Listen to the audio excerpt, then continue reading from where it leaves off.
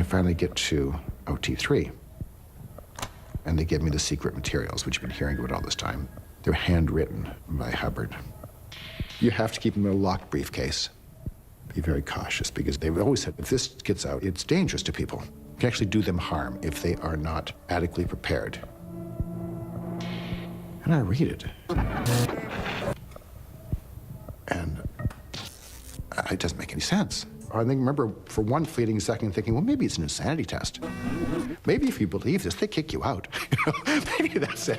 That, of course, is not the case. They talk about, the fact that the Earth was created and such trillions of years ago, and this guy, space guy. Galactic overlord. This was the prison planet, and people being caught and captured and being brought to planet Earth. And put them in volcanoes and then blow them up with A-bombs. And we have these lost souls all over us, and we have to get rid of them. And I'm going, what? The fuck are you talking about?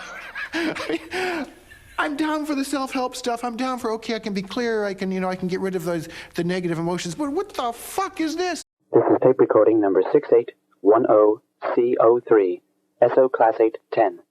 The 10th lecture given by L. Ron Hubbard to students of the first Class 8 course on board the flagship Apollo on the 3rd of October, 1968. The title of this lecture is Assists. This tape lecture has been classified confidential. All right. For this planet, and for this confederacy of the 21 adjacent stars and its 76 planets, the incident, too, it is a very long, involved, and complex incident, about 36 days. It starts out normally with a capture, some kind or another. Capture. And don't think of yourself as trying to run a capture of having been airy-fairying around in the air and somebody something or other and got you down with a net and all that balderdash. Because people at that particular time and space were walking around in clothes which looked very remarkably like the clothes they wear at this very minute. And the cars they drove looked exactly the same, and the trains they ran looked the same, and the boats they had looked the same. Circa 1950, 1960, this civilization has simply copied R6 100% because they were told to. And they walked down streets that looked like these streets and lived in houses that looked like these houses and so on. That's what the hell. And there was quite a bit of huffle-luffle and upset and so on before R6 took place. What it was the loyal officers were the body, the elective body. They called them the loyal officers. They were there to protect the populations and so forth. And they had elected a fellow by the name of Xenu, could be spelled Xemu, to the supreme ruler. And they were about to unelect him. And he took the last moments he had in office to really goof the floof. Yes, I don't blame you for dropping something. And he took these last moments to really upset it. He, of course, had several key birds who were close to him. He was a suppressive, banned all suppressives. He got these administrators and so on and heads of planets in various positions and places. He picked out all the cowboys in the white hat, and he got rid of them first, fast, and then troops, not knowing what the hell they were doing, but fed all kinds of false orders, were fed in against the population to pick them up, one after the other. Rat-a-tat-tat-tat-tat-tat-tat. One of the mechanisms they used was to tell them to come in for an income tax investigation. And the United States just copies income tax. They're just R6. They're a bunch of dramatizing psychotics, these guys. So in they went, and the troops started slaughtering them, and then the troops, of course, were ordered out to get a hold of certain bodies of renegade troops, which were ordered to get certain bodies of bad troops, and they shot each other up and implanted each other and wiped it out. They were making billiard balls out of these places. They were imported. They were actually, the trick was to shoot somebody, disable somebody, very often a needle into a lung, and at the same time to hit him with frozen alcohol and glycol, which preparation is guaranteed to pick up a Thetan. All he had to do was pick him up and put him in a refrigerator, and they had him, boy. As he tried to exteriorize from the body, there he was, frozen. And They threw them into collection points, boxed them up in boxes, threw them into space planes, which are the exact DC-8s. The DC-8 airplane is the exact copy of the space plane of that day. And no difference, except the DC-8 had fans, propellers on it, and the space plane didn't. And they threw them into refrigerated units and so on, in view of the fact that Einstein was absolutely right. No man can't go faster than the speed of sound, or speed of light, which is a bunch of balderdash. The length of time from the planet Coltis to the planet Tigiak, which is the name of this planet, was 9 weeks, and you'll see that it's many light years. Coltis is one of the planets, and is to this day one of the planets of the North Star, Polaris. And they took these people in boxes and so forth, and they dumped them, and then they set off hydrogen bombs on the top of each primary volcano there is on this particular planet. And when they blew up, it blew the Thetans into the air, and after the bomb, an electronic ribbon, which also was a type of standing wave, was erected over the area. The tremendous winds of the planet blew every Thetan there was straight into those particular vacuum zones which had been created. These were brought down, packed up, and put in front of projection machines, which with sound and color pictures first gave them the implant which you know as clearing course, and then a whole track implanted which you know as OT2. After this, however, about the remainder of the 36 days, which is the bulk of them, is taken up with a 3D supercolossal motion picture, which has to do with God, the devil, space opera, etc. They go 5 pictures to 5 words, and we have the full record of what it is. And it goes on for about 36 days, and then these poor bastards were let wander out. They were then boxed up again, and the boxes were mixed, so that there were 2 assembly areas. One was Las Palmas and the other was Hawaii. And in these 2 assembly areas, they took samples from each volcano area and put it in little boxes. They had an assembly line, and at Las Palmas, it runs down the main street of Las Palmas. We've had more damned accidents on that main street you shake a stick at. One of our captains was feeling rather queasy until I told her, well, the old assembly line of R6 is just 25 feet from you as you lie here on the slipway. That blew the charge. The entirety of Roman Catholicism, the devil, all of this sort of thing, that is all part of R6. Practically anything you think of, all modern theaters in actual fact are built with the exact symbols shown for them in R6. And in the thing, there are about 4 or 5 assignments of who did it. There are about 4 or 5 different things that might have done it. It's blamed on one of these things this time and another thing that time, and so on, so as to get people very confused as to what was the true cause of the entire thing. After they were packaged up, they were blown off into space and let them go to hell. These planets averaged 178 billion human beings per planet.